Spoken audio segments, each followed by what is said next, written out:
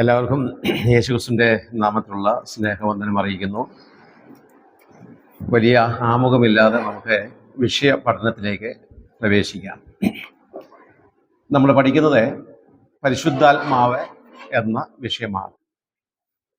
അതിൻ്റെ ഗ്രീക്ക് ക്ലാസ്സിൽ നിങ്ങളെ പഠിച്ചു കാണും. ഈ പൗലോസ് എഫെസോസിലെത്തിയപ്പോഴേ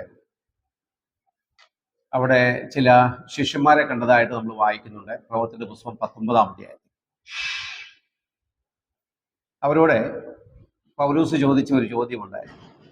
നിങ്ങൾ വിശ്വസിച്ചിട്ട് പരിശുദ്ധാത്മാവിനെ പ്രാപിച്ചു. അപ്പൊ അവരെന്താ പറഞ്ഞത്? ഈ ശിഷ്യന്മാരെ,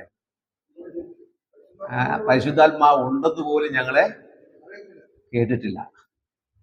അവരെ 12 പേരായിരുന്നു. യോഹന്നാൻ സ്നാപകന്റെ ശിഷ്യന്മാരായിരുന്നു എന്ന് നമുക്കറിയാം. പിന്നീട് യേശുക്രിസ്തു പറഞ്ഞു, യോഹന്നാന്റെ സ്നാനമാണ് നിങ്ങളെ യോഹന്നാൻ കഴിപ്പിച്ചത്, അല്ലെങ്കിൽ മാനസാന്തര സ്നാനമാണ്. തൻ്റെ പിന്നാലെ വരുന്നതിനായ യേശുവിൽ വിശ്വസിക്കണം എന്ന് പറഞ്ഞപ്പോൾ അവരെന്ത് ചെയ്തു? കർത്താവായ യേശുക്രിസ്തുവിൻ്റെ നാമത്തിൽ സ്നാനമേറ്റു. അപ്പോൾ അവർ പറഞ്ഞൊരു വാക്കിതാണ്, പരിശുദ്ധാത്മാവ് ഉണ്ടെന്ന് പോലും ഞങ്ങളെ കേട്ടിട്ടില്ല. പക്ഷേ നിങ്ങളെ സംബന്ധിച്ച്, അല്ലെങ്കിൽ നമ്മളെ സംബന്ധിച്ച് അങ്ങനെ ഒരു അഭിപ്രായമില്ല.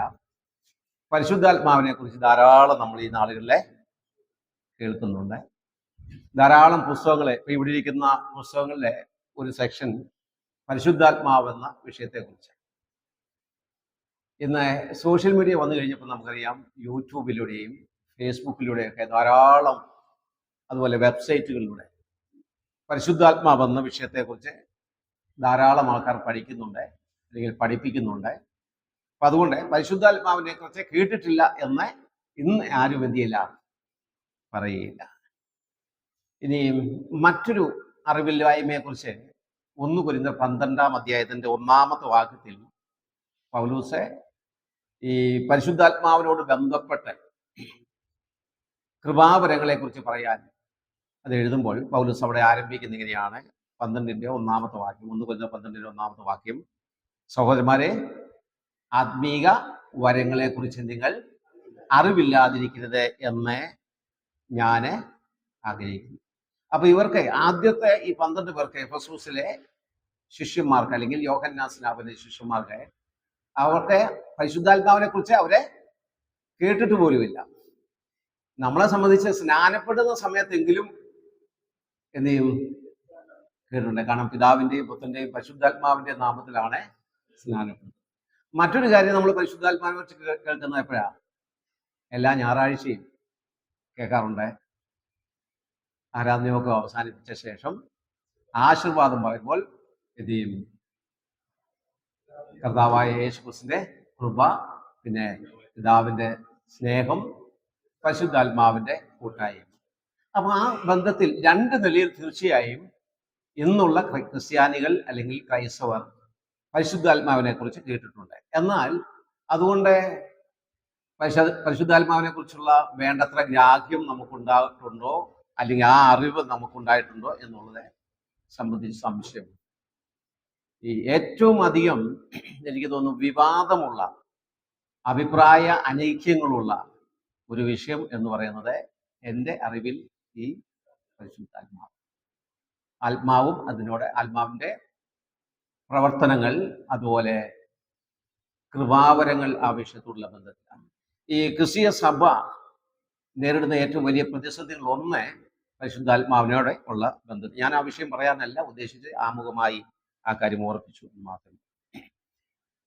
ഈ പരിശുദ്ധാത്മാവ് എന്ന പദം പഴയ നിയമത്തിലെ 90 തവണ ഉപയോഗിച്ചിട്ടുണ്ട്. 90 പ്രാവശ്യം പരിശുദ്ധാത്മാവ് എന്ന ആ പേര്, ആ പദം പഴയ നിയമത്തിൽ 90 തവണ നമുക്ക് കാണാൻ കഴിയും. അതുപോലെ 260 തവണ പുതിയ നിയമത്തിലും പരിശുദ്ധാത്മാവിനെ കുറിച്ച് നമുക്ക് കാണുവാൻ കഴിയും. 260 തവണ പഴയ നിയമത്തിൽ, 90 തവണയും പുതിയ നിയമത്തിൽ 200 തവണയും ഈ പേര് പരിശുദ്ധാത്മാവ്, അല്ലെങ്കിൽ ആത്മാവ് 260 തവണയും നമുക്ക് കാണുവാൻ കഴിയും. പരിശുദ്ധാത്മാവ് അല്ലെങ്കിൽ ആത്മാവ് എന്ന പദം ബൈബിളിൽ ആദ്യം കാണുന്നത് എവിടെയാ? ഉൽപ്പത്തി പുസ്തകം 1-ാം അധ്യായത്തിന്റെ 2-ാമത്തെ വാക്യത്തിലാണ് പരിശുദ്ധാത്മാവിനെ കുറിച്ച് ആദ്യമായി ബൈബിളിൽ നമ്മൾ കാണുന്നത്. അവിടെ വായിക്കുന്നത്, ദൈവത്തിന്റെ ആത്മാവ് വെള്ളത്തിന്റെ മീതെ എന്ത് ചെയ്തു, അല്ലെങ്കിൽ വെള്ളത്തിന് മീതെ പരിവർത്തിച്ചു കൊണ്ടിരുന്നു. അവിടുന്നാണ് ആത്മാവ് അല്ലെങ്കിൽ പരിശുദ്ധാത്മാവ് എന്ന ആ വിഷയം നമ്മുടെ വായനക്കാരുടെ അല്ലെങ്കിൽ അനുവാചകരുടെ, മനുഷ്യന്റെ, പ്രത്യേകിച്ചും ഒരു ക്രിസ്തീയ വിശ്വാസിയുടെ മനസ്സിലേക്ക്, ഹൃദയത്തിലേക്ക് ആദ്യം ആത്മാവിനെ കുറിച്ചുള്ള ആ ഒരു ചിന്ത വരുന്നത് എവിടുന്നാണ്? ഏത് പുസ്തകത്തിൽ നിന്നാണ്? ഉൽപ്പത്തി പുസ്തകം 1-ാം അധ്യായത്തിന്റെ 2-ാമത്തെ വാക്യത്തിൽ. ഇനി ബൈബിൾ ഏറ്റവും അവസാനം പരിശുദ്ധാത്മാവിനെ കുറിച്ച് വായിക്കുന്നത് അല്ലെങ്കിൽ പരാമർശിച്ചിട്ടുള്ളത് വെളിപാട് പുസ്തകം 22-ാം അധ്യായത്തിന്റെ 17-ാമത്തെ വാക്യം. വെളിപാട് പുസ്തകം 22-ാം അധ്യായം അതിന്റെ 17-ാമത്തെ വാക്യം വായിക്കുമ്പോൾ അവിടെ നമ്മൾ വായിക്കുന്നത്, വരിക എന്ന ആത്മാവും മണവാട്ടിയും പറയുന്നു. അപ്പൊ അതോടുകൂടി ഉൽപ്പത്തി 1-ന്റെ 2-ൽ ആരംഭിച്ചു. പിന്നെ വെളിപാട് പുസ്തകം 22-ാം അധ്യായത്തിന്റെ 17-ാമത്തെ വാക്യത്തിലാണ് അവസാനമായി പരിശുദ്ധാത്മാവിനെ കുറിച്ച് അല്ലെങ്കിൽ ആത്മാവിനെ കുറിച്ച് നമ്മൾ കാണുന്നത്. പുതിയ നിയമത്തിലെ ആദ്യത്തെ പരാമർശം പരിശുദ്ധാത്മാവിനെ കുറിച്ചുള്ള അല്ലെങ്കിൽ ആത്മാവിനെ കുറിച്ചുള്ള പുതിയ നിയമത്തിലെ ആദ്യത്തെ പരാമർശം നമ്മളെ വായിക്കുന്നത് മത്തായിയുടെ സുവിശേഷം 1-ാം അധ്യായം അതിന്റെ 18-ാമത്തെ വാക്യത്തിലാണ്. ഗബ്രിയേൽ ദൂതനോടുള്ള അവിടെ പറയുന്നുണ്ട്, മറിയോട് പറയുകയാണ്, മറിയ പരിശുദ്ധാത്മാവിനാൽ ഗർഭിണിയായി എന്ന് അവിടെ പറയുന്നത് നമ്മൾ വായിക്കുന്നത്. യോസഫിനോട് ദൂതൻ പറയുന്ന ഒരു വാക്കാണ് നമുക്കവിടെ കാണാൻ.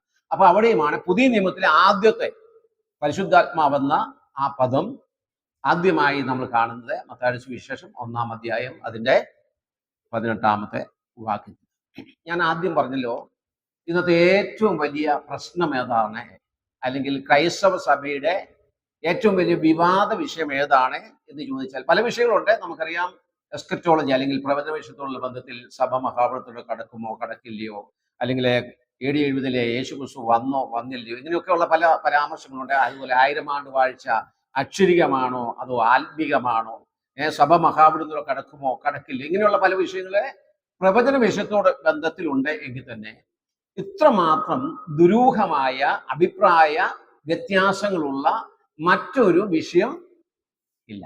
പരിശുദ്ധാത്മാവ്, അതുപോലെ പരിശുദ്ധാത്മാവിന്റെ പ്രവർത്തനങ്ങളെ, പരിശുദ്ധാത്മാവ് നൽകുന്ന കൃപാവരങ്ങളെ, ഈ വിഷയങ്ങളെ സംബന്ധിച്ചാണ് ക്രൈസ്തവ വിശ്വാസികളുടെ ഇടയിലുള്ള ഏറ്റവും വലിയ അനൈക്യം അല്ലെങ്കിൽ അഭിപ്രായ ഭിന്നത എന്ന് പറയുന്നത്.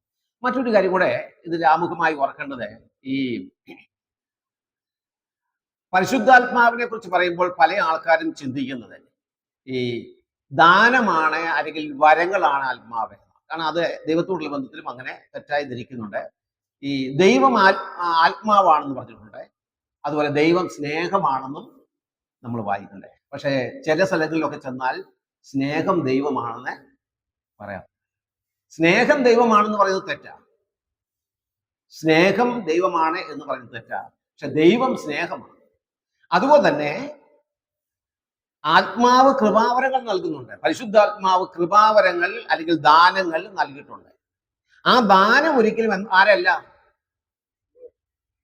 ദാതാവല്ല. ദൈവത്തിന്റെ സ്വഭാവമാണ്, ദൈവ സ്നേഹമാണ്. അതുകൊണ്ട് സ്നേഹം എന്തല്ല, ദൈവമല്ല. അതുപോലെ കൃപാവരം പരിശുദ്ധാത്മാവ് നൽകുന്നതാണ് കൃപാവരങ്ങൾ. ആ കൃപാവരം എന്തല്ല,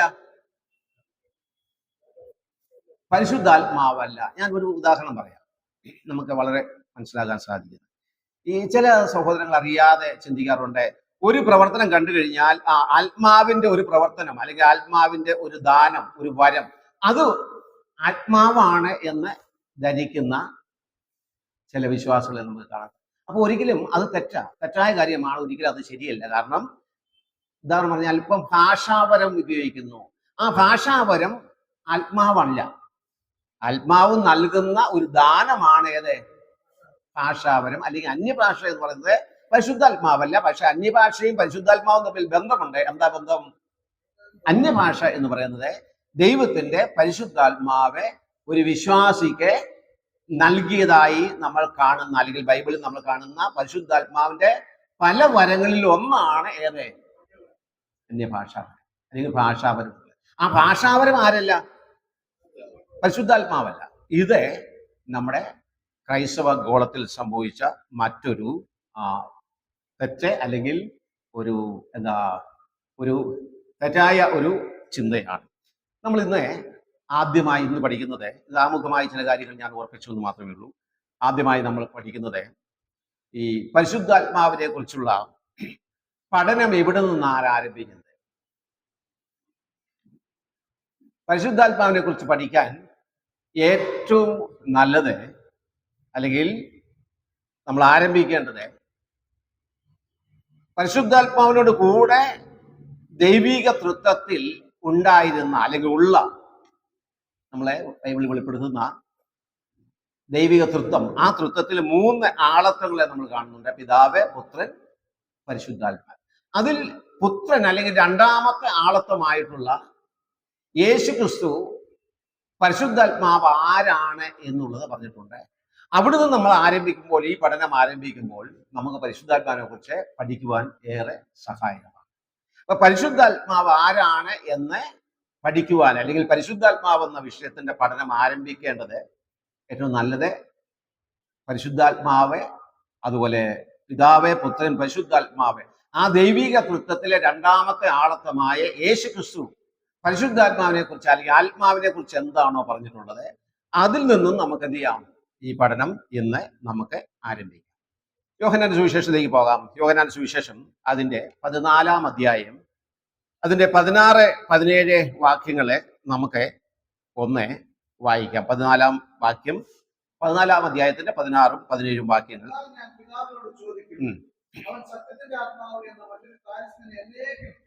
നിങ്ങളോട് കൂടെ ഇരിക്കേണ്ടത് നിങ്ങൾക്ക് തരും. ലോകം അവനെ കാണുകയോ അറിയുകയോ ചെയ്യാതെയാൽ അതിന് അവനെ ലഭിക്കാൻ കഴിയുകയില്ല. അവൻ നിങ്ങളോട് കൂടെ വസിക്കുകയും നിങ്ങൾ ഇരിക്കുകയും ചെയ്യുന്നത് കൊണ്ട് അവനെ അറിയുന്നു.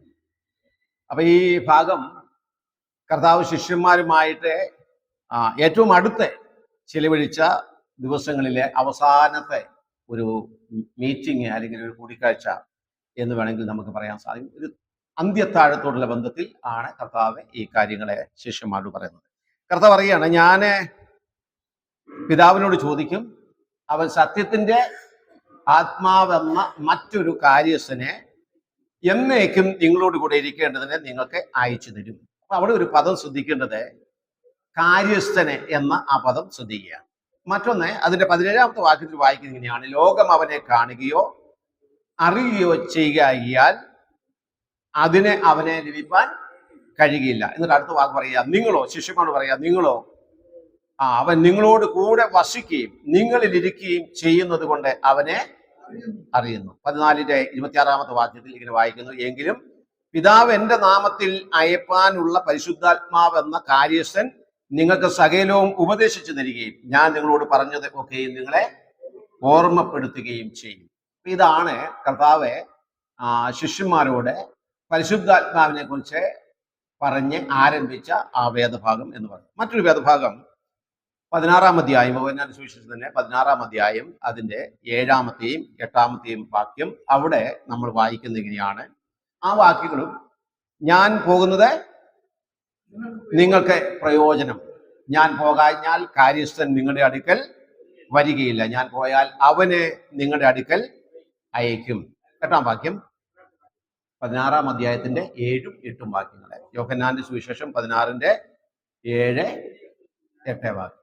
അടുത്ത വാക്യം ഇങ്ങനെയാണ്, 8-ാമത്തെ വാക്യം: അവൻ വന്ന് പാപത്തെക്കുറിച്ചും നീതിയെക്കുറിച്ചും ന്യായവിധിയെക്കുറിച്ചും ലോകത്തിന് ബോധം വരുത്തും. ഈ നമ്മൾ വായിച്ച ആ വാക്യങ്ങൾ, 4 വാക്യങ്ങൾ, ആ വാക്യങ്ങൾ വായിക്കുമ്പോൾ പരിശുദ്ധാത്മാവ് ആരാണ്, അല്ലെങ്കിൽ പരിശുദ്ധാത്മാവിന്റെ എന്താണ് ഈ പരിശുദ്ധാത്മാവ്, അല്ലെങ്കിൽ എന്തെന്ന് പറയുന്നത് തെറ്റാണ്, ആരാണ് എന്നുള്ളത് നമുക്ക് മനസ്സിലാക്കാൻ സഹായിക്കുന്ന ചില സൂചനകൾ കർത്താവ് ശിഷ്യന്മാരോട് പരിശുദ്ധാത്മാവിനെ കുറിച്ച് പറഞ്ഞിട്ടുണ്ട്. അപ്പൊ ഏറ്റവും നല്ലത് കർത്താവ് തന്നെ, തൃത്വത്തിലെ രണ്ടാമത്തെ ആളത്വമായ യേശു ക്രിസ്തു തന്നെ പരിശുദ്ധാത്മാവിനെ കുറിച്ച്, അല്ലെങ്കിൽ പരിശുദ്ധാത്മാവ് ആരാണ് എന്ന് പറഞ്ഞത് പഠിക്കുമ്പോൾ നമുക്ക് പരിശുദ്ധാത്മാവ് ആരാണ് എന്നുള്ളത് നമുക്ക് വായനക്കാർക്ക്, ക്രിസ്ത്യവിശ്വാസികളായ നമുക്ക് വ്യക്തമായി മനസ്സിലാകും. അപ്പൊ ഈ പുറയിൽ മുൻപ് നമ്മൾ വായിച്ച ഈ 4 വാക്യങ്ങളിലും ചില പ്രയോഗങ്ങൾ പരിശുദ്ധാത്മാവ് ആരാണ് എന്നുള്ളത് മനസ്സിലാക്കുവാൻ സഹായകരമായ ചില പദങ്ങളാണ്. അവിടെ ഉപയോഗിച്ച പ്രധാനപ്പെട്ട ചില പദങ്ങൾ ഈ സർവനാമങ്ങൾ. നമ്മൾ ഉപയോഗിക്കുന്ന സർവനാമങ്ങളെ നമ്മൾ മലയാളത്തിലും അതുപോലെ എല്ലാ ഭാഷകളിലും സർവനാമങ്ങളുണ്ട്. ഈ സർവനാമ പ്രോണോൻ എന്ന് നമ്മൾ പറയാറുണ്ട്. അവനെ, അവളെ, അപ്പൊ ഇങ്ങനെയുള്ള പ്രയോഗങ്ങളൊക്കെ, അവരെ, ഇതൊക്കെ സർവനാമങ്ങളാണ് ഉപയോഗിക്കുന്നത്. ഒരു വ്യക്തിയോടുള്ള ബന്ധത്തിൽ അല്ലെങ്കിൽ ആ പേര്, അതിനുശേഷം ആ വ്യക്തിയോട് ബന്ധപ്പെട്ട അവൻ അല്ലെങ്കിൽ അവൾ, അവൻ്റേത്, ആ നിലയിലൊക്കെ നമ്മൾ ഉപയോഗിക്കാറുണ്ട്. അപ്പൊ ഇവിടെ ഉപയോഗിച്ച ചില സർവനാമങ്ങൾ നമ്മൾ ശ്രദ്ധിക്കുക. അവിടെ ഒന്ന്, കാര്യസ്ഥനെ കുറിച്ച് കർത്താവ് പറഞ്ഞു, ഞാൻ പോയിട്ട് എന്ത് ചെയ്യും, കാര്യസ്ഥനെ നിങ്ങളുടെ അടുക്കലായിരിക്കും. അതിനുശേഷം അതിന്റെ 16-ാം അധ്യായത്തിന്റെ 7-8 വാക്യത്തിൽ പറഞ്ഞു, അവനെ നിങ്ങളുടെ അടുക്കൽ അയക്കും. അതുപോലെ 8-ാം വാക്യത്തിൽ പറഞ്ഞു, അവൻ വന്ന്. അപ്പൊ ഇത് വായിക്കുമ്പോൾ, ഈ പ്രയോഗങ്ങൾ, അവൻ എന്ന ആ പ്രയോഗം വായിക്കുമ്പോൾ, കാര്യസ്ഥൻ എന്ന ആ പ്രയോഗം വായിക്കുമ്പോൾ നമുക്ക് എന്താ മനസ്സിലാകുന്നത്? പരിശുദ്ധാത്മാവ് ഒരു വ്യക്തിയാണ്, പരിശുദ്ധാത്മാവ് ഒരാളാണ്, ഒരു പേഴ്സണാലിറ്റി. അതായത് പരിശുദ്ധാത്മാവിന്റെ ആളത്വം നമുക്ക് അവിടെ മനസ്സിലാക്കുവാൻ സാധിക്കും. അത് വിശദമായിട്ട് ഞാൻ ഓർപ്പിക്കാം പിന്നീട്.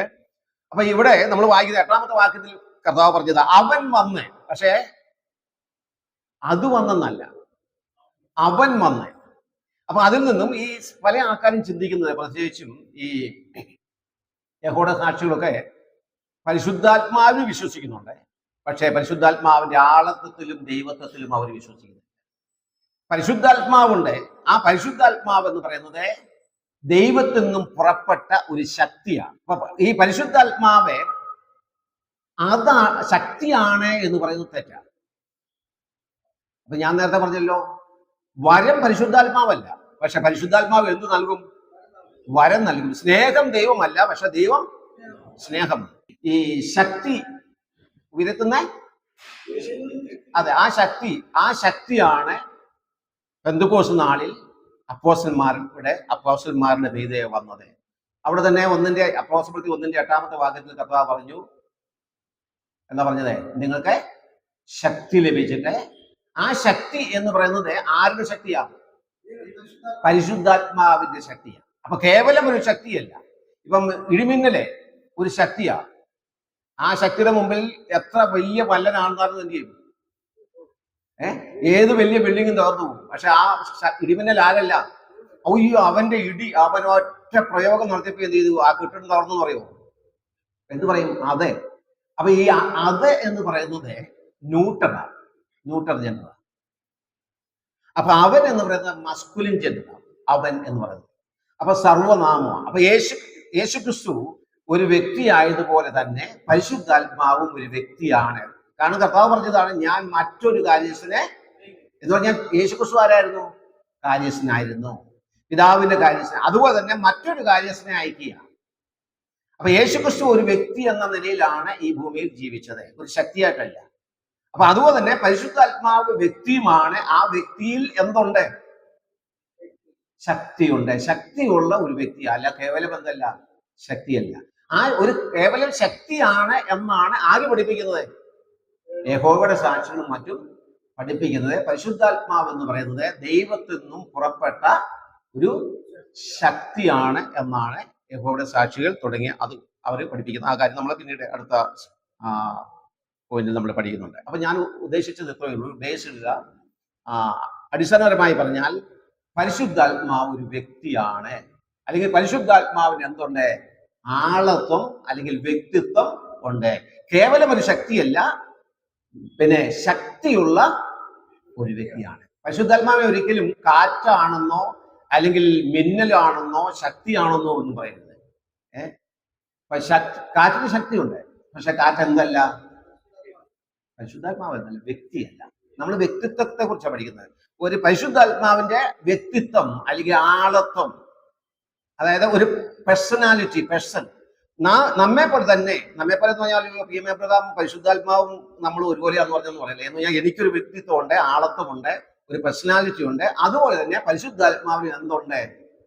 ഒരു വ്യക്തിത്വമുണ്ട് അല്ലെങ്കിൽ ആളത്വമുണ്ട്. പരിശുദ്ധാത്മാവ് ഒരു വ്യക്തിയാണ്. ഓക്കെ.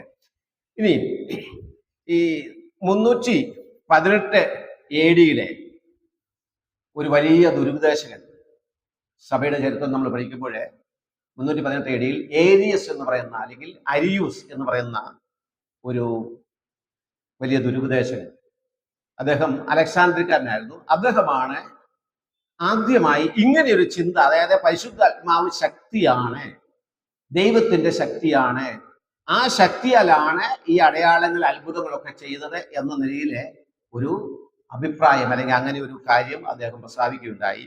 എന്നാൽ 325 AD നിഖ്യ എന്ന് പറയുന്ന സ്ഥലത്ത് നടന്ന സുന്നതോസ്, നിഖ്യ അല്ലെങ്കിൽ നൈസിയൻ ക്രീഡ് എന്നാണ് സാധാരണ വിളിക്കുന്നത്, നൈസിയ അല്ലെങ്കിൽ നിഖ്യ എന്ന ആ സ്ഥലത്തെ അന്ന് സഭാപിതാക്കന്മാർ എന്ത് ചെയ്തു, കൂടിച്ചേർന്ന് അതിനെ വിളിക്കുന്നത് കൗൺസിൽ എന്നാണ് പറയുന്നത്, അല്ലെങ്കിൽ നിഖ്യ കൗൺസിൽ അല്ലെങ്കിൽ നൈസിയൻ കൗൺസിൽ എന്ന് പറയാറുണ്ട്. സുന്നഹദോസ് എന്ന് പറയും. നമുക്ക് വായിക്കുന്ന പ്രവർത്തന പുസ്തകം 15-ാം അധ്യായത്തിൽ യെരുശലേമിൽ ഒരു കൗൺസിൽ കൂടിയിരുന്നു, സുന്നഹദോസ്. അപ്പൊ അതുപോലെ അന്ന് സഭാപിതാക്കന്മാർ 325 ഈ അലക്സാന്ദ്രിയക്കാരനായ ഈ ദുരുപദേശകനായ ഏരിയസിന്റെ അല്ലെങ്കിൽ അരിയൂസിന്റെ ഈ പാഷണ്ഡതയ്ക്കെതിരെ, ഈ ദുരുപദേശത്തിനെതിരെ ഒരു സുന്നഹദോസ് വിളിച്ചു കൂട്ടി. ആ സുന്നഹദോസിൽ വെച്ച് ഈ അരിയൂസിന്റെ അല്ലെങ്കിൽ ഏരിയസിന്റെ ഈ ദുരുപദേശത്തെ എന്ത് ചെയ്തു, ഖണ്ഡിച്ചു. അത് തെറ്റാണ് എന്നുള്ള കാര്യം തെളിയിക്കുക. അദ്ദേഹമാണ് ആദ്യമായി പരിശുദ്ധാത്മാവ് വ്യക്തിയല്ല, പിന്നെ ആരാണ്, ശക്തിയാണ് എന്ന് ആദ്യമായി പറഞ്ഞ ഒരു വ്യക്തി. ഈ കാലഘട്ടത്തിൽ ഈ യേശുനാമ പെന്തക്കോസ് എന്നുള്ള ഒരു സ്വഭാവമുണ്ട്. യേശുനാമ പെന്തക്കോസ്, വൺനെസ് എന്ന് പെന്തക്കോസ് എന്ന് പറയാറുണ്ട്. അവർ പെന്തക്കോസുകാരാണ്, പക്ഷെ അത് IPCO ചർച്ചക്കോടൊന്നും ആയിട്ട് ചിത്രീകരിക്കരുത്. അവരെ ഒക്കെ എല്ലാ പെന്തക്കോസ് സഭകളും, കേരളത്തിലുള്ള എൻ്റെ അറിവിലെ ഇവരൊഴികെയുള്ള എല്ലാ പെന്തക്കോസ് സഭകളും മറ്റ് ഇതര സഭകൾ പോലെ തന്നെ തൃത്വവിശ്വാസം ഉള്ളവരും പരിശുദ്ധാത്മാവിന്റെ ആളത്വത്തിൽ അതുപോലെ ദൈവത്വത്തിലൊക്കെ വിശ്വസിക്കുന്ന ആൾക്കാരാണ്. പക്ഷെ എന്നാൽ യേശു നാമ പെന്തക്കോസ് അവരെ ഒഴികെ ഉള്ള മറ്റ്, അതുപോലെ ഈ യഹോവയുടെ സാക്ഷികളും ഒഴികെയുള്ളവരെല്ലാവരും പരിശുദ്ധാത്മാവിന്റെ ആളത്വത്തെ അംഗീകരിക്കുന്ന ആൾക്കാരാണ്. ഇനി പരിശുദ്ധാത്മാവ് ആളാണ് അല്ലെങ്കിൽ ഒരു വ്യക്തിയാണ് എന്നതിന്റെ തെളിവുകൾ കൂടെ നമ്മളെ, അപ്പോൾ പരിശുദ്ധാത്മാവ് ഒരു വ്യക്തിയാണ് എന്നതിന്റെ തെളിവുകൾ, യേശുക്രിസ്തുവിന്റെ ആളത്വം തെളിയിക്കാൻ ധാരാളം തെളിവുകൾ നമുക്കറിയാം. അപ്പൊ നമ്മുടെ വിഷയം പരിശുദ്ധാത്മാവായതുകൊണ്ട് പരിശുദ്ധാത്മാവ് ഒരു വ്യക്തിയാണ് എന്നുള്ളത് നമുക്ക് എങ്ങനെ തെളിയിക്കാൻ സാധിക്കും? തിരുവത്തിൽ ഏതെല്ലാം തെളിവുകളാണുള്ളത്? അതിന്റെ ഒരു തെളിവ്, ഒന്ന്, ഒരു വ്യക്തിക്ക് ചില ഗുണവിശേഷങ്ങളുണ്ട്. എന്ന് പറഞ്ഞാൽ ഒരു വ്യക്തി എന്ന് പറയുമ്പോൾ ആ വ്യക്തിക്ക് അടിസ്ഥാനപരമായി ഒരു വ്യക്തിക്കുണ്ടായിരിക്കേണ്ട ചില ഘടകങ്ങൾ, ഗുണങ്ങൾ ഉണ്ടായിരിക്കണം. ആ ഗുണങ്ങൾ പരിശുദ്ധാത്മാവിലുണ്ടെങ്കിൽ പരിശുദ്ധാത്മാവ് ആരാണ്?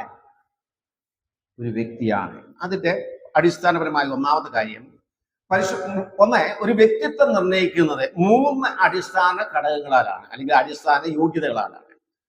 ഒന്ന് ബുദ്ധിയാണ്, 2 വികാരമാണ്, 3 ഇച്ഛയാണ്. ബുദ്ധി, വികാരം, ഇച്ഛ. അപ്പൊ ഈ 3 കാര്യങ്ങളും പരിശുദ്ധാത്മാവിലുണ്ട്. ഓക്കെ, ഇനി നേരത്തെ പറഞ്ഞല്ലോ ഇടിമിന്നൽ അല്ലെങ്കിൽ കാറ്റ്, ഇലക്ട്രിസിറ്റി, അപ്പൊ ഇതൊക്കെ ശക്തിയാണ് അല്ലേ? ഇലക്ട്രിസിറ്റി വലിയ ശക്തിയാണ്. ആ ഇലക്ട്രിസിറ്റിക്ക് എന്തില്ല? ഈ 3 കാര്യങ്ങളില്ല. എന്തില്ല? ബുദ്ധിയില്ല, വികാരമില്ല, ഇച്ഛയില്ല, ഇച്ഛാശക്തി അല്ലെങ്കിൽ വിൽ. അപ്പൊ ഈ 3 ഇമോഷൻ ഇല്ല, അതുപോലെ ഇന്റലിജൻസ് ഇല്ല. അപ്പൊ ആ ബുദ്ധിയും അതുപോലെ ഇച്ഛയും അതുപോലെ വികാരവും ശക്തി ഉണ്ടെങ്കിലും ഈ മറ്റു യാതൊരു ശക്തികൾക്കും ഇതില്ല. അപ്പൊ ഇടിമിന്നൽ, ഒരു ഇടിവെട്ടി ആ മിന്നലും ഉണ്ടായി. ഏതാദ്യം? ഇത് ഒറ്റ സമയത്താണ് ഉണ്ടാകുന്നത്. രണ്ടും ആദ്യം ഉണ്ടാകുന്നത്. പക്ഷെ നമുക്ക് ദൃശ്യമാകുന്നത്, അനുഭവമാകുന്നത് ആദ്യം മിന്നൽ, പിന്നെ കാരണം ശബ്ദം പതുക്കെയാണ് സംഭവിക്കുന്നത്. ഓക്കെ, ശരി. ഞാൻ പിന്നീട് വേണമെങ്കിൽ സമയമുള്ളപ്പം അതിൻ്റെ എന്തുകൊണ്ടാണ് ഞാൻ അങ്ങനെ പറയാൻ കാരണം എന്നൊക്കെ പറയാം. ഓക്കെ, ശരി. ഇടിമിന്നൽ ഉണ്ടായപ്പോൾ എന്ത് ചെയ്തു? കുഞ്ഞു കുട്ടി, ഒരു 2 മാസം പ്രായമുള്ളൂ, നല്ല ഒരു തങ്കക്കുടം പോലെ കുട്ടി എന്ത് ചെയ്തു? മരിച്ചു. അപ്പോൾ ഉടനെ വലിയ വികാരം ഉണ്ടായോ, ഞാൻ വെട്ടിയപ്പോൾ എന്ത് ചെയ്തു? ആ കുഞ്ഞ് മരിച്ചുപോയി. അതുകൊണ്ട് ഇനി എന്ത് ചെയ്യില്ല? എന്താ കാരണം? എനിക്ക് എന്തില്ല? വികാരമില്ല, ഇച്ഛയില്ല, പിന്നെ എന്തുമില്ല, ബുദ്ധിയുമില്ല. പരിശുദ്ധാത്മാവിന് ബുദ്ധിയുണ്ടോ? നോക്കിക്കേ, 1 കൊരിന്ത്യർ 2-ാം 10-ാം വാക്യം. ഒരു കാര്യം ചെയ്യാം, ഞാൻ നോട്ടിൽ കൊടുത്തിട്ടുണ്ട്. അങ്ങനെയാണെങ്കിൽ നിങ്ങൾക്ക് സമയം ലാഭിക്കാൻ, നമ്മുടെ പോർഷൻ കവർ ചെയ്യാൻ ഞാൻ വായിച്ചു പോകാം. അതായിരിക്കും കുറച്ചുകൂടി എളുപ്പം. ഓക്കെ. 2:10. ആത്മാവ് സകലത്തെയും ദൈവത്തിന്റെ ആഴങ്ങളെയും ആരായുന്നു. ശ്രദ്ധിക്കണം, ആത്മാവ് സകലത്തെയും ദൈവത്തിന്റെ ആഴങ്ങളെയും ആരായുന്നു. അടുത്ത വാക്ക് ഇങ്ങനെയാണ്: മനുഷ്യനിലുള്ളത് അവരിലെ ദൈവാത്മാവല്ലാതെ മനുഷ്യരിൽ ആർ അറിയും. അപ്പൊ മനുഷ്യരിലുള്ളത് അവരിലുള്ള ദൈവാത്മാവല്ലാതെ ആരറിയും? അപ്പൊ ആത്മാവ് എന്തറിയും? ആത്മാവിന് എന്തുണ്ട്? പറയാം, അറിവുണ്ട്. ആ അറിവെന്ന് പറയുന്നത് ബുദ്ധിയുള്ള വ്യക്തിക്ക് മാത്രമേ അറിയുവാൻ, ഗ്രഹിക്കുവാൻ കഴിയുള്ളൂ. അപ്പൊ ആ ബുദ്ധിശക്തി എന്ന് പറയുന്നത് ആർക്കുണ്ട്? പരിശുദ്ധാത്മാവിനുണ്ട്. അതുകൊണ്ട് ആത്മാവ് ആരാണ്? ദൈവമാണ്. ഇനിയും റോമലേഖനം 8-ാം അധ്യായത്തിന്റെ 27-ാമത്തെ വാക്യത്തിൽ വായിക്കുന്നത് ഇങ്ങനെയാണ്: എന്നാൽ ആത്മാവ് വിശുദ്ധർക്ക് വേണ്ടി ദൈവഹിതപ്രകാരം പക്ഷപാതം ചെയ്തുകൊണ്ട്, അടുത്ത വാക്യം ഇങ്ങനെയാണ്: ആത്മാവിന്റെ ചിന്ത ഇന്നതെന്ന് ഹൃദയങ്ങളെ പരിശോധിക്കുന്നവൻ അറിയുന്നു. അപ്പൊ ആത്മാവിന് എന്തുണ്ട്? ചിന്തയുണ്ട്. അപ്പൊ ചിന്തിക്കാനുള്ള കഴിവ് ബുദ്ധിയുടെ അടിസ്ഥാനമാണ്. മറ്റൊരു ശക്തിക്കും, അതായത് കാറ്റിനോ അല്ലെങ്കിൽ മിന്നലിനോ ഇലക്ട്രിസിറ്റിക്കോ ഇതിനൊന്നും, ഇപ്പൊ വെള്ളം തന്നെ ശക്തിയാണ് അല്ലെ? ഇപ്പൊ നയാഗ്ര ഫാൾസ് അല്ലെ? അപ്പൊ വെള്ളച്ചാട്ടത്തിൽ നിന്ന് ആ ശക്തി അതുകൊണ്ട് വൈദ്യുതി ഉണ്ടാക്കുന്നത്. അപ്പൊ ഇതൊക്കെ ശക്തിയാണെങ്കിലും അതിനെന്തില്ല? ചിന്തയില്ല. അപ്പൊ ബുദ്ധി ആർക്കുണ്ട്? പരിശുദ്ധാത്മാവിനുണ്ട്. അതുകൊണ്ട് പരിശുദ്ധാത്മാവ് ആരാണ്? വ്യക്തിയാണ്. രണ്ടാമത്തെ കാര്യം, പരിശുദ്ധാത്മാവിന് വികാരമുണ്ടോ? വികാരവും ഒരു വ്യക്തിത്വത്തിന്റെ മറ്റൊരു ഘടകമാണ് എന്ന്, അല്ലെങ്കിൽ ഗുണം ഘടകമാണ് എന്ന് നമ്മൾ ചിന്തിക്കുകയുണ്ടായി. അത് എഫേസ്യർ 4:30 വായിക്കുന്നുണ്ട്: ദൈവത്തിന്റെ പരിശുദ്ധാത്മാവിനെ ദുഃഖിപ്പിക്കരുത്, അവനാലല്ലോ നിങ്ങൾക്ക് വീണ്ടെടുപ്പാനായി മുദ്ര ഇട്ടിരിക്കുന്നത്. അപ്പൊ പരിശുദ്ധാത്മാവിന് എന്തുണ്ട്? ദുഃഖമുണ്ട്. അപ്പൊ ദുഃഖം എന്താണ്? വികാരമാണ്. സന്തോഷം, ദുഃഖം, ഇതൊക്കെ വേദന, ഇതൊക്കെ വികാരങ്ങളായിട്ട് നമുക്ക് കാണാൻ സാധിക്കും. അപ്പൊ വികാരം പരിശുദ്ധാത്മാവിനുണ്ടെങ്കിൽ പരിശുദ്ധാത്മാവ് ആരാണ്? വ്യക്തിയാണ്. ഒരു വ്യക്തിക്കുള്ള ബുദ്ധി പരിശുദ്ധാത്മാവുണ്ട്. ഒരു വ്യക്തിക്കുള്ള വികാരം ആർക്കുണ്ട്? പരിശുദ്ധാത്മാവിനുമുണ്ട്. ഇനി മൂന്നാമത്തെ കാര്യം, ഇച്ഛാശക്തി അല്ലെങ്കിൽ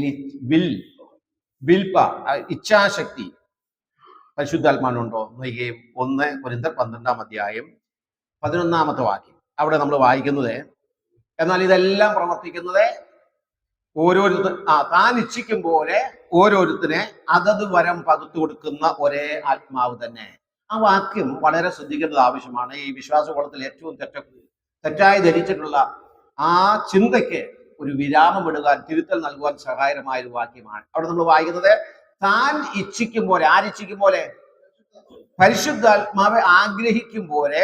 പിന്നെ ഇതെല്ലാം പ്രവർത്തിക്കുന്നത് പരിശുദ്ധാത്മാവ് ആഗ്രഹിക്കും പോലെ അവനവനെ. ഇപ്പൊ ഇവിടെ ഇരിക്കുന്ന മാത്യുവിനും ഏബ്രഹാമിനും ബാബുവിനും അതുപോലെ മോനിച്ചനും അതുപോലെ ഇവിടെ ഇരിക്കുന്ന ഏതു സഹോദരനും ദൈവത്തിന്റെ പരിശുദ്ധാത്മാവിന്റെ ഇഷ്ടം അല്ലെങ്കിൽ ഹിതം, ഇച്ഛ, ആ ഇച്ഛയുടെ അടിസ്ഥാനത്തിലാണ് എന്ത് നൽകപ്പെടുന്നത്?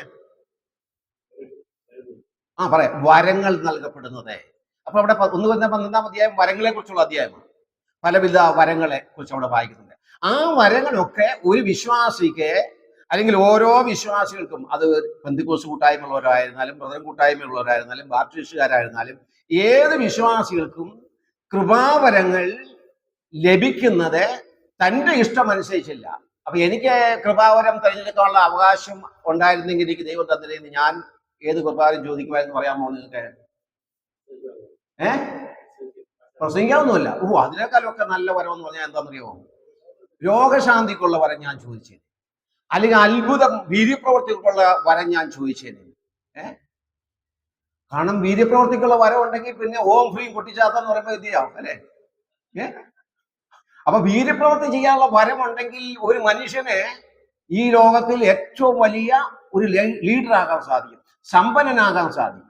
കർത്താവിനോട് അതല്ലേ പിശാച് പറഞ്ഞത്, ഈ കല്ലിനെ അപ്പമാക്കേ. അപ്പം വീര്യപ്രവർത്തിക്കുള്ള വരം ഉണ്ടെങ്കിൽ പൗലോസിനൊക്കെ ആ വരം ഉണ്ടായിരുന്നു. അവന്റെ നിഴല്, അതുപോലെ പുതപ്പ് അല്ലെങ്കിൽ വസ്ത്രം, പഴയ നിയമത്തിലേക്ക് ചെല്ലുമ്പോഴൊക്കെ എത്രയോ അത്ഭുതങ്ങൾ എലീശയും അതുപോലെ ഏലിയാവും ഒക്കെ ചെയ്ത അത്ഭുതങ്ങൾ നമ്മൾ വായിക്കുന്നുണ്ട്. മരിച്ചവരെ ഉയർപ്പിക്കാൻ സാധിക്കുന്നു. ഇന്നായിരുന്നെങ്കിലോ ഈ ഹോസ്പിറ്റലിൽ പോകുന്ന അല്ലേ, പണം മുഴുവൻ വെന്റിലേറ്ററിൽ കിടത്തിയിട്ട് എത്രയോ കോടികളാണ് ഈ ഹോസ്പിറ്റലുകാർ കൈക്കലാക്കുന്നത്. അങ്ങനെ മരിച്ചാലും പ്രശ്നമില്ല. ആരുണ്ട്? വീര്യപ്രവർത്തികൾക്കുള്ള വരമുള്ള PM എബ്രഹാം ഇവിടെ പെരുമ്പാവൂർ ജീവിച്ചിരിപ്പുണ്ടെന്ന് പറഞ്ഞാൽ ഉള്ള ഡെഡ് ബോഡി എല്ലാം ഇവിടെ കൊണ്ടുവരും. അപ്പം ഞാൻ പറഞ്ഞത് നമ്മുടെ ഇഷ്ടം അനുസരിച്ചല്ല എന്ത് ലഭിക്കുന്നത്, വരം ലഭിക്കുന്നത് പരിശുദ്ധാത്മാവിന്റെ ഇഷ്ടമനുസരിച്ച്. പരിശുദ്ധാത്മാവാണ് എനിക്ക് എന്ത് വരം നൽകണമെന്ന് തീരുമാനിക്കുന്നത്. ഇവിടെ അങ്ങനെയാണെങ്കിൽ പരിശുദ്ധാത്മാവിന് എന്തുണ്ട്? ഇച്ഛാശക്തിയുണ്ട്. പരിശുദ്ധാത്മാവിന് ഹിതമുണ്ട്. പക്ഷെ ഈ ഹിതം, ഈ ബുദ്ധി, ഈ വികാരം എന്തിനില്ല? ശക്തിക്കില്ല. അപ്പൊ പരിശുദ്ധാത്മാവ് ആരല്ല? കേവലം എന്തല്ല? ശക്തിയല്ല. ആരാണ്? ശക്തിയുള്ള ഒരു വ്യക്തിയാണ്.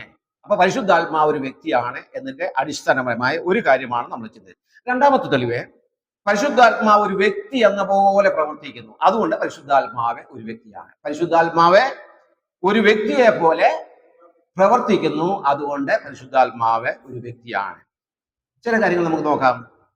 യോഹന്നാൻ സുവിശേഷം 14:26 വാക്യം നോക്കിയേ. യോഹന്നാന്റെ സുവിശേഷം 14:26 അവിടെ വായിക്കുന്നത്, അവിടെ കർത്താവ് പറയുകയാണ്, പരിശുദ്ധാത്മാവെന്ന കാര്യസ്ഥൻ നിങ്ങൾക്ക് സകലവും എന്ത് ചെയ്യും?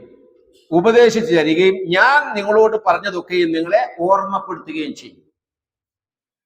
നമുക്കറിയാം ഇന്ന് ഈ AI അല്ലെങ്കിൽ ആർട്ടിഫിഷ്യൽ ഇന്റലിജൻസ് എന്ന് പറഞ്ഞ സംഭവമില്ല.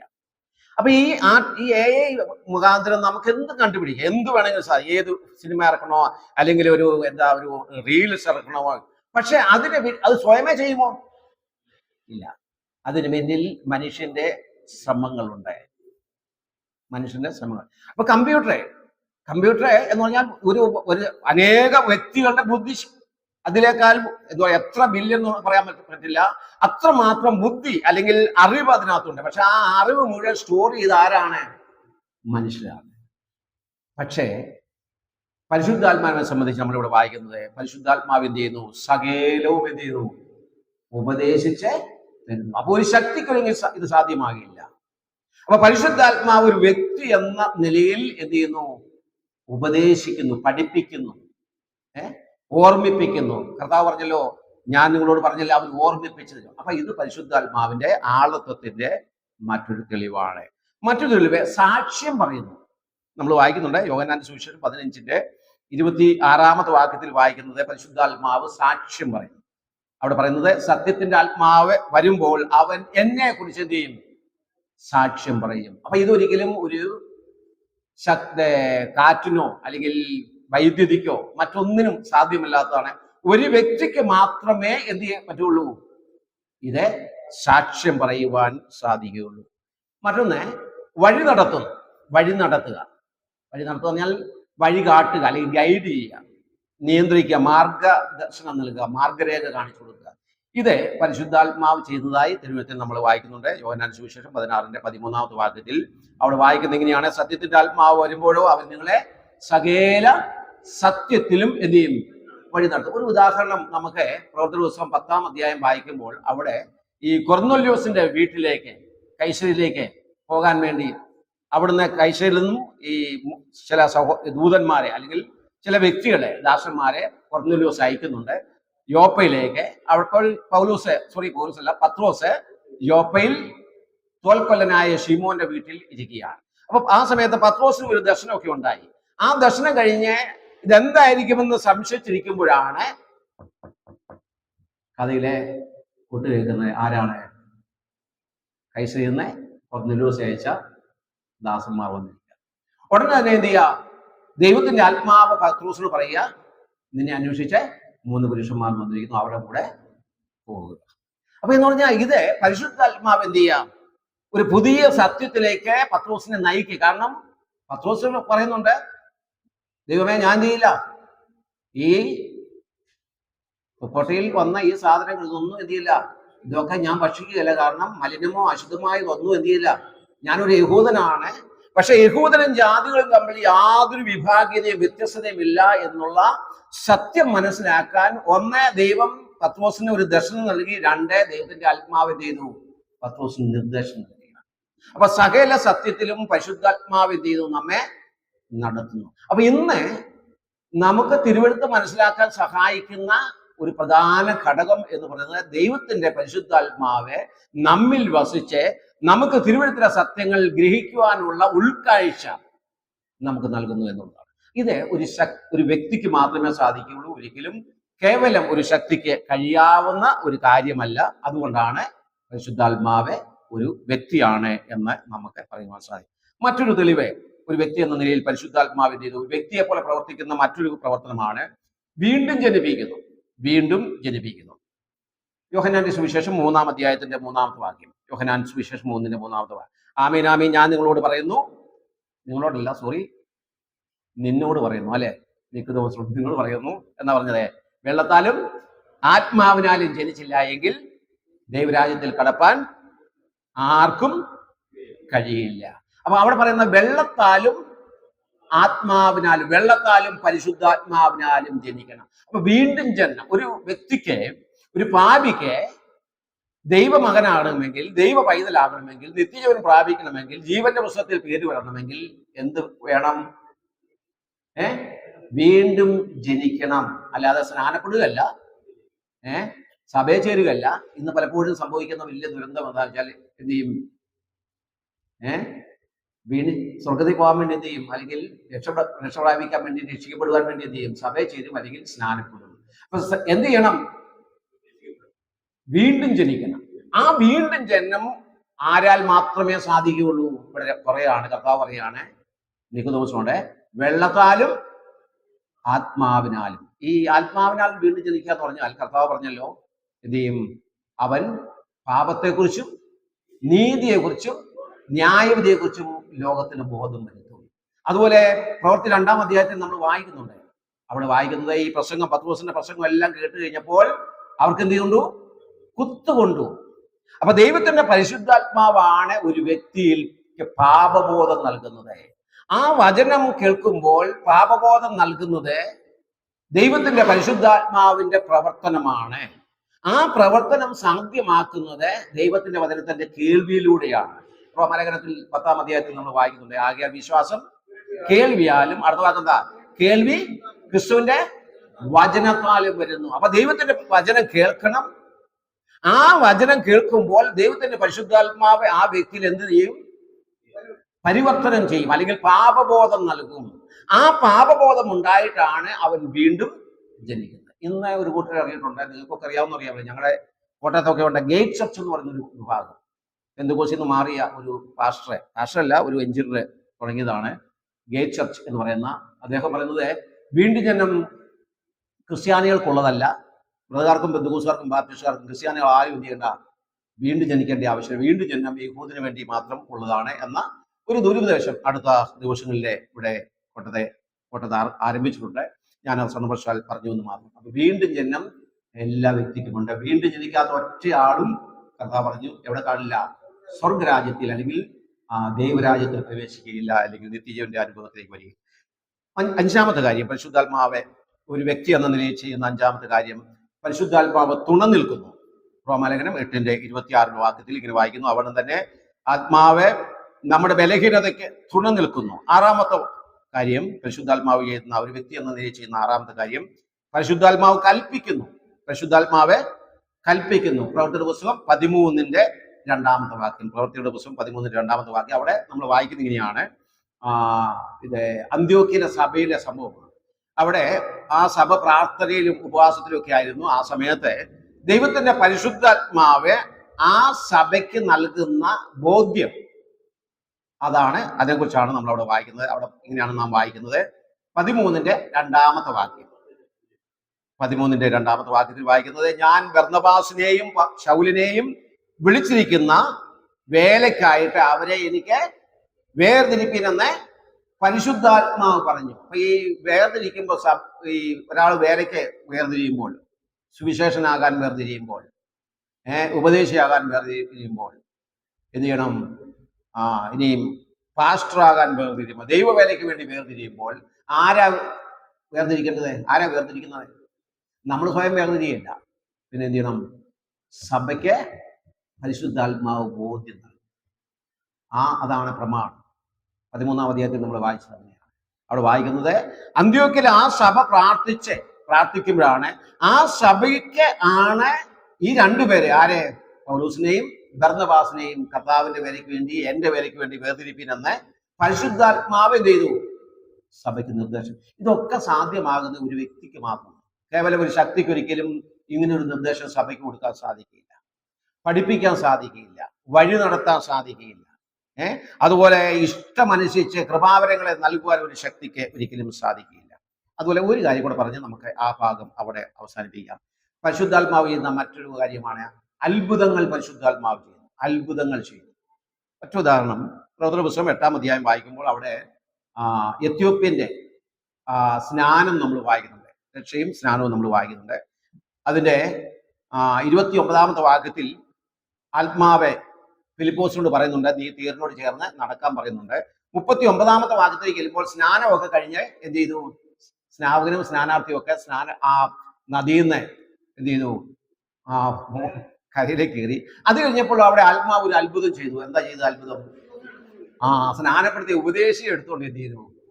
ഇത് ആത്മാവ് ചെയ്ത മറ്റൊരു അത്ഭുതം. ഇതൊരിക്കലും ആർക്ക് പറ്റില്ല? ഒരു ശക്തിക്ക് പറ്റില്ല. അപ്പൊ ഇത്രയും കാര്യങ്ങൾ, ധാരാളം കാര്യങ്ങൾ എഴുതുന്നുണ്ട്. ഇത്രയും കാര്യങ്ങളെ നിങ്ങളെ ഇവിടെ ഓർമ്മയിലെടുക്കുക.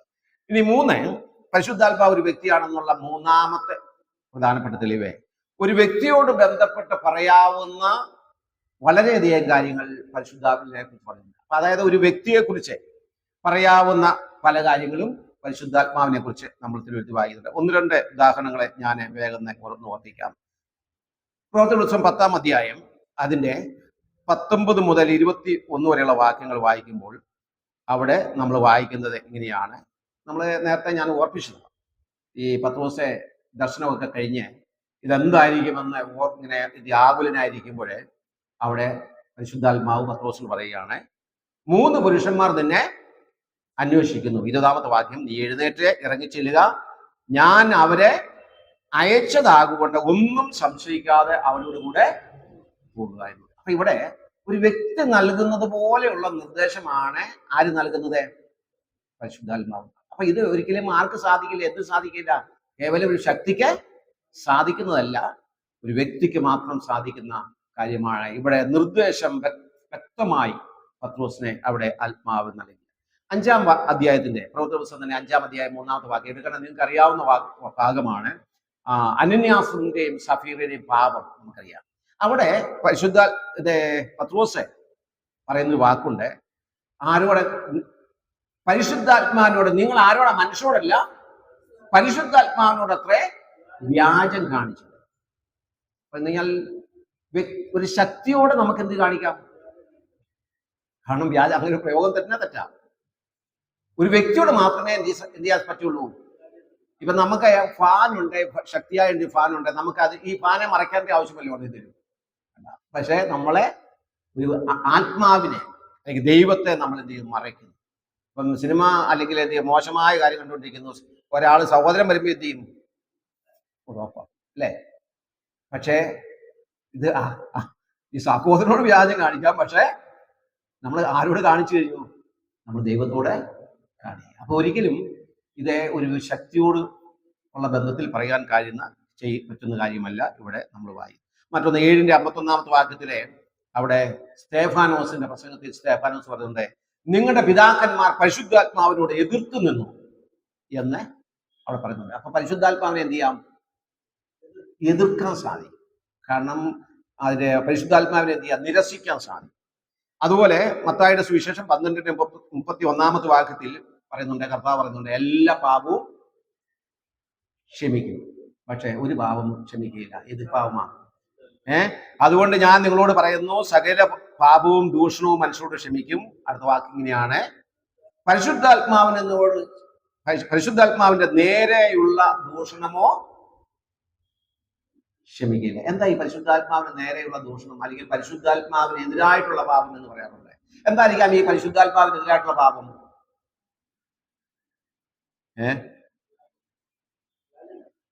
പരിശുദ്ധാത്മാവ് എല്ലാ പാപവും ക്ഷമിക്കും, പക്ഷെ ഒരു പാപം ക്ഷമിക്കുകയില്ല. പരിശുദ്ധാത്മാവിന് എതിരായിട്ടുള്ള പാപം അല്ലെങ്കിൽ ദൂഷണം എന്ന് പറഞ്ഞാൽ ചില ആൾക്കാർ ചിന്തിക്കുന്നുണ്ട്, ചില വിശ്വാസികൾ പറയാറുണ്ട്, ഈ ആത്മാവിൻ്റെതാണ് എന്ന നിലയിലൊക്കെ ഈ കാലഘട്ടത്തിലൊക്കെ ചില പ്രതിഭാസങ്ങൾ ഇപ്പം കാണുമ്പോൾ അത് തെറ്റാ, അത് വ്യാജമാണ്, അത് അങ്ങനെയല്ല, അങ്ങനെ പറയുന്നത് ഞാൻ അതിനെ വിമർശിക്കുന്നത് അതാണ് പരിശുദ്ധാത്മാവിനെതിരായിട്ടുള്ള പാപം എന്ന് ചില ആൾക്കാർ പറയും.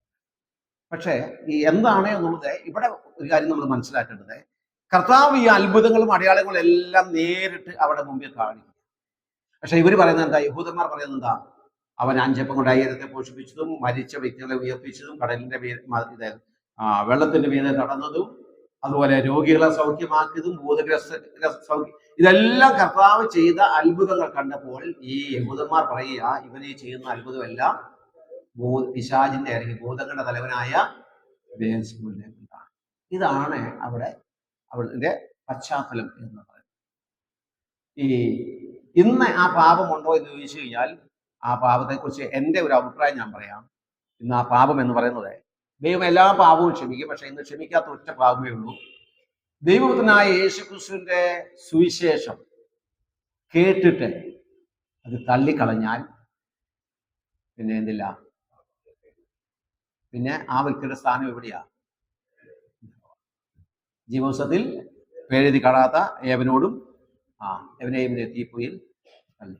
അപ്പൊ ഇതാണ് സുവിശേഷം അംഗീകരിക്കാത്ത അല്ലെങ്കിൽ ക്രിസ്തുവിനെ അവഗണിക്കുന്ന ആ ഒരു വ്യക്തിക്ക് പിന്നീട് പാപത്തിന്റെ ഒരു പാപക്ഷമ അദ്ദേഹത്തിന് ലഭിക്കില്ല. ഓക്കെ, മറ്റ് വ്യക്തികളോട് ബന്ധപ്പെടുത്തി നാലാമത്തെ കാര്യം, മറ്റുള്ള വ്യക്തികളോട് ബന്ധപ്പെടുത്തി പരിശുദ്ധാത്മാവിനെ കുറിച്ച് പറഞ്ഞതായിട്ട് നമ്മൾ വായിക്കുന്നുണ്ട്. അതും വേഗം ഒന്ന് ഞാൻ ഓർപ്പിക്കാം. 15-ാം അധ്യായം പ്രവൃത്തി പുസ്തകം 15:28 അപ്പോസ്തലന്മാരോട് ബന്ധപ്പെടുത്തി പരിശുദ്ധാത്മാവിനെ കുറിച്ച് പറഞ്ഞിട്ടുണ്ട്.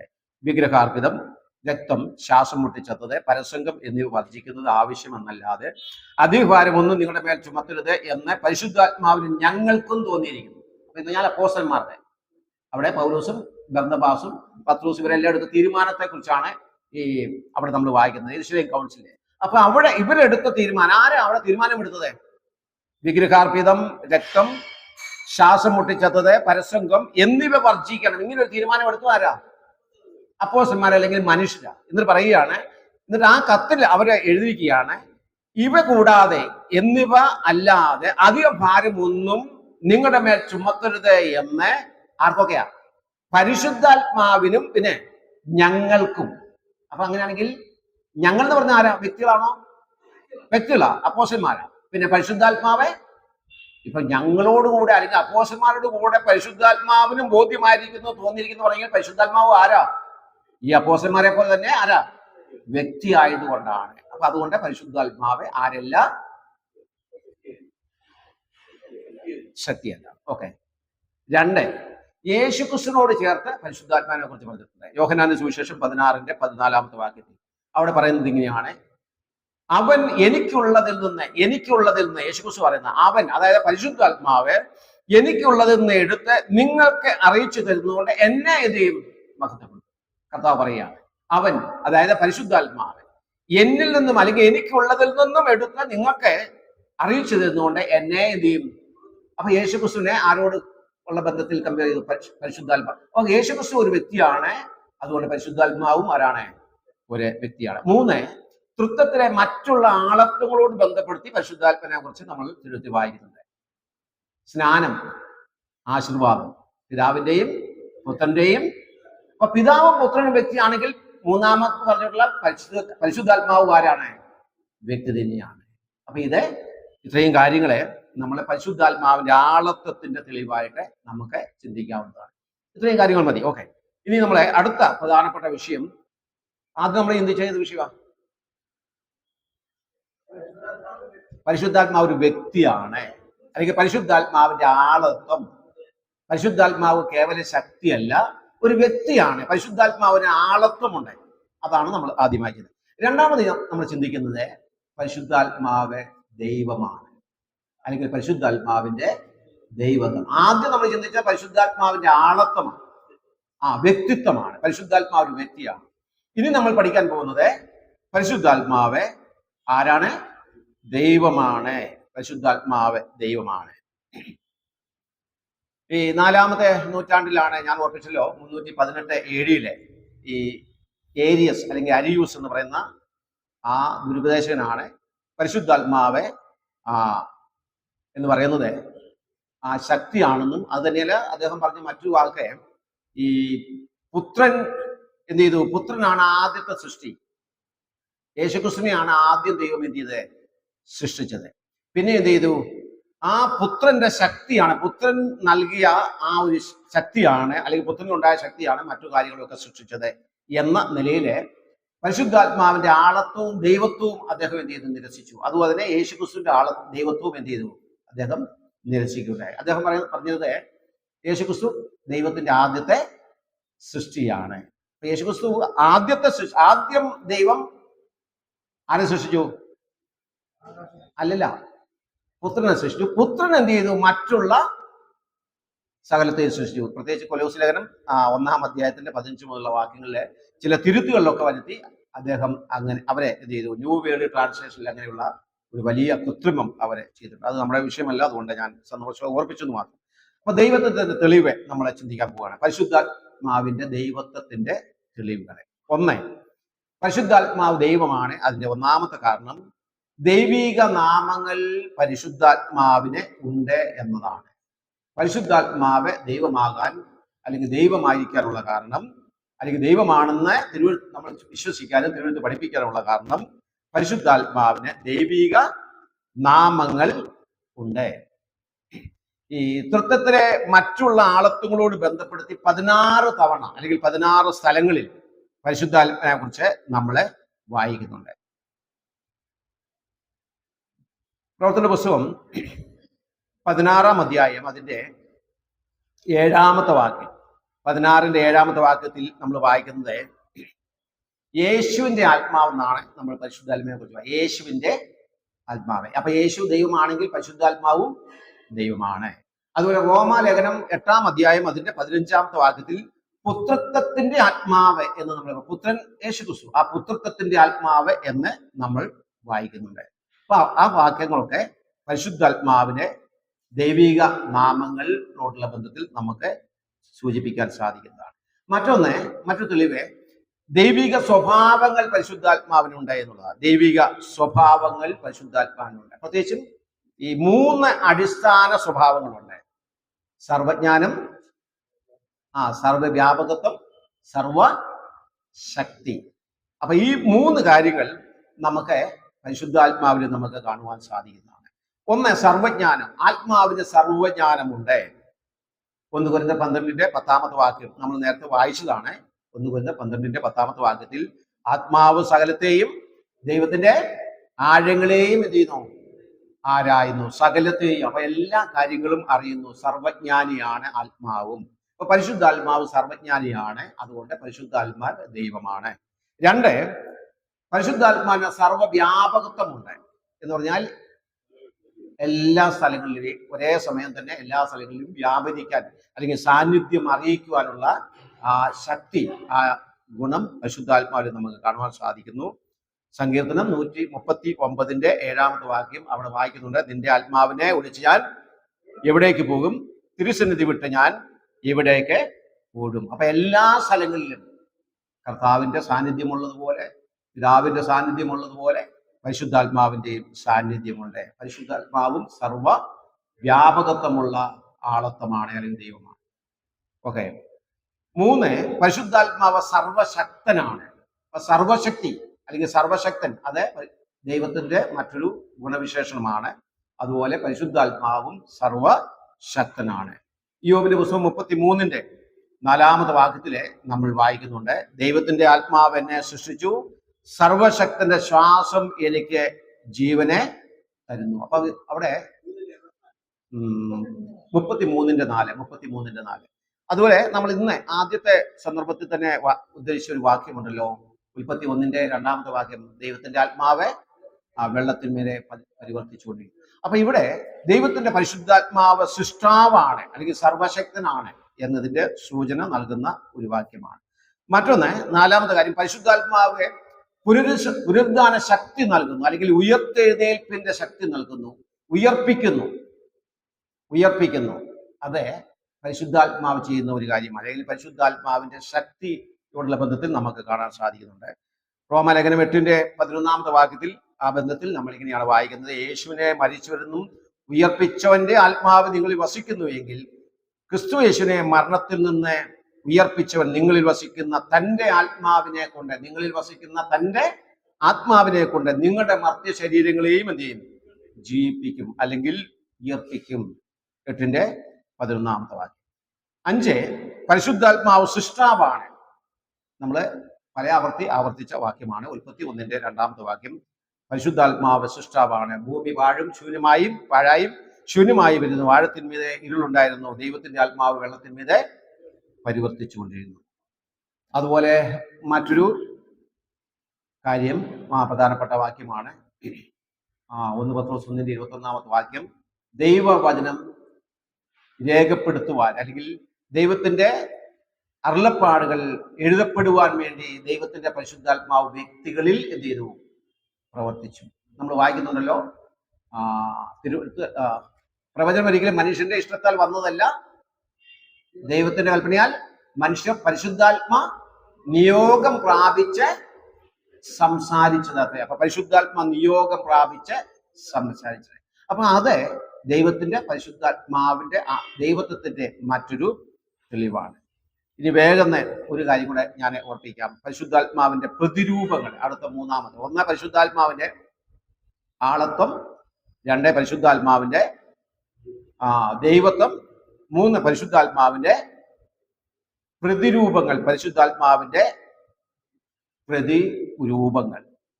ഇത്രയും കാര്യങ്ങൾ ഞാൻ ഓടിച്ചു പോവുകയാണ്. അടുത്ത ക്ലാസ്സിലെ വിശദമായിട്ട് നമ്മൾ പഠിക്കേണ്ടതുണ്ട്. അതുകൊണ്ടാണ് ഞാൻ ഈ ഭാഗങ്ങളെ ഓടിച്ച് പോകുന്നത്. ഈ പരിശുദ്ധാത്മാവിന്റെ പ്രതിരൂപം എന്ന് പറഞ്ഞാൽ, ഈ പ്രതിരൂപം ഞാൻ ടൈപ്പോളജി എന്ന് നമ്മൾ പറയാറുണ്ട്. ടൈപ്സ്, ചില ചിത്രങ്ങൾ പരിശുദ്ധാത്മാവിനുള്ള ബന്ധത്തിൽ ജീവിതത്തിൽ നമ്മൾ വായിക്കുന്നുണ്ട്. വളരെ പ്രധാനപ്പെട്ട വിഷയമൊന്നുമല്ല, എങ്കിലും ഞാൻ 1-2 കാര്യങ്ങൾ ഓർപ്പിക്കാം. പ്രാവിനോട് ഉപമിച്ചിട്ടുണ്ട്. പരിശുദ്ധാത്മാവെ പ്രാവെന്ന പോലെ മത്തായിയുടെ സുവിശേഷം 3:16 നമ്മൾ വായിക്കുന്നുണ്ട്. അവിടെ പ്രാവ് സ്നാനത്തോടുള്ള ബന്ധത്തിൽ. അപ്പൊ അത് ഉദ്ദേശിച്ചത് ആത്മാവിന്റെ വിശുദ്ധി, അതുപോലെ സ്വർഗത്തിൽ നിന്നുള്ള ആത്മാവിന്റെ വരവ് എന്നിവയെ കാണിക്കാൻ വേണ്ടി ആണ് അത് ഉപയോഗിച്ചിട്ടുള്ളത്. അതുപോലെ അച്ചാരം എന്ന് പരിശുദ്ധാത്മാവിനെ കുറിച്ച് ഉപയോഗിച്ചിട്ടുണ്ട്. അച്ചാരം അല്ലെങ്കിൽ ഏണസ്റ്റ് എന്ന ആ പദം നമ്മളെ വായിക്കുന്നുണ്ട്. 2 കൊരിന്ത്യർ 1 അതിന്റെ 22 വാക്യത്തിൽ അവിടെ അച്ചാരം എന്ന് നമ്മൾ വായിക്കുന്നുണ്ട്. 2 കൊരിന്ത്യർ 1:22 വാക്യം, അതുപോലെ എഫേസ്യ ലേഖനം 1:14 വാക്യം. ഇത് വളരെ പ്രധാനപ്പെട്ട ഒരു വിഷയമല്ല, എങ്കിൽ ഞാൻ അങ്ങ് ഓർപ്പിച്ചത് മാത്രം. അച്ചാരം ഈ രക്ഷിക്കപ്പെടുന്ന അതേ നിമിഷത്തിൽ ആ വാക്യം മാത്രം ഞാൻ ഒന്ന് ഓർപ്പിക്കാമോ? 2 കൊരിന്ത്യർ 1 അതിന്റെ 22 വാക്യത്തില് നമ്മളിങ്ങനെയാണ് വായിക്കുന്നത്. 2 കൊരിന്ത്യർ 1 22 വാക്യം. അവൻ നമ്മെ മുദ്രയിട്ടും ആത്മാവെന്ന അച്ചാരം നമ്മുടെ ഹൃദയങ്ങളിൽ തന്നുമിരിക്കുന്നു. അപ്പൊ ഇവിടെ ഈ അച്ചാരം നൽകുക, അഡ്വാൻസ്, നമ്മൾ സാധാരണ പറഞ്ഞ അഡ്വാൻസ് എന്ന് പറയാം. ഒരു ക്രയവിക്രയം നടത്തുമ്പോൾ, എന്തൊരു കച്ചവടം നടത്തുമ്പോൾ അതിന്റെ ഉറപ്പിന് വേണ്ടി നമ്മൾ നൽകുന്ന ആ അഡ്വാൻസിനെയാണ് എന്ത് പറയുന്നത്? അച്ചാരം, ഏണസ്റ്റ്, പ്ലഡ്ജ് എന്നൊക്കെ നമ്മൾ സാധാരണ പറയുന്നത്. മുദ്ര ഇത് അത് വേറെയാ, മുദ്ര വേറെ. ഓക്കെ. അപ്പൊ ഈ അച്ചാരം എന്ന് പറഞ്ഞാൽ അഡ്വാൻസ് ആയിട്ട് കൊടുക്കുക, അഡ്വാൻസ് പേയ്മെന്റ്. കാരണം നമ്മൾ ഈ അഡ്വാൻസ് കൊടുക്കുന്നത് എന്ത് വേണ്ടിയാ? ഉറപ്പിക്കുക. അപ്പൊ എപ്പോഴാ ഈ ഇത് കച്ചവടം നടന്നു കഴിഞ്ഞാണോ?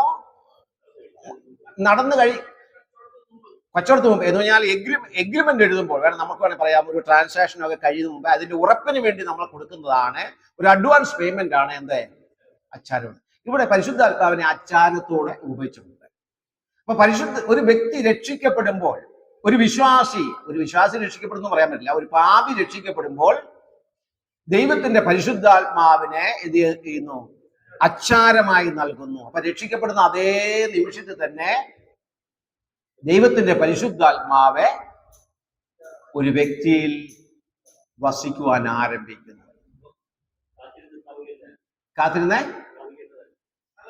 കാത്തിരുന്ന് പ്രാപിക്കേണ്ടത് കിട്ടാത്ത ആൾക്കാരാണെങ്കിൽ ദിനം കിട്ടും. കാത്തിരുന്നല്ല, കാരണം കാത്തിരുന്ന് പ്രാപിക്കണ്ട. പരിശുദ്ധാത്മാവിനെ ഇവിടെ നമ്മൾ പറഞ്ഞത് അച്ചാരമായി എന്ന് പറഞ്ഞാൽ ഈ കച്ചവടം എന്നാ തീരുന്നത്? ഇതിന്റെ പൂർത്തി എന്ന് പറയുന്നത് വീണ്ടെടുപ്പ് നാളെ. എഫേസ്യർ 4:30 അവിടെ വായിക്കുന്നു, പരിശുദ്ധാത്മാവിനെ ദുഃഖിപ്പിക്കരുത്, പിന്നെ അവനാലല്ലോ വീണ്ടെടുപ്പിനായിട്ട് നിങ്ങളെ മുദ്രയിട്ടിരിക്കുന്നത്. അപ്പൊ ആ വീണ്ടെടുപ്പ് പൂർത്തീകരിക്കും.